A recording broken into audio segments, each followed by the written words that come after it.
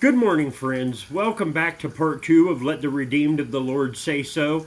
We're going to be wrapping up our time in Psalm 107 with a look at verses 23 to 43. Let's go ahead and we'll check that out. Some went down to the sea in ships doing business on the great waters. They saw the deeds of the Lord, his wondrous works in the deep. For he commanded and raised the stormy wind, which lifted up the waves of the sea. They mounted up to heaven, they went down to the depths. Their courage melted away, and their evil plight they reeled and staggered like drunken men and were at their wits' end. Then they cried to the Lord in their trouble, and he delivered them from their distress. He made the storm be still, and the waves of the sea were hushed.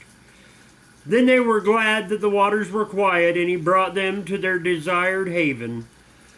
Let them thank the Lord for his steadfast love, for his wondrous works to the children of man. Let them extol him in the congregation of the people and praise him in the assembly of the elders. He turns rivers into a desert, springs of water into thirsty ground, a fruitful land into a salty waste because of the evil of its inhabitants.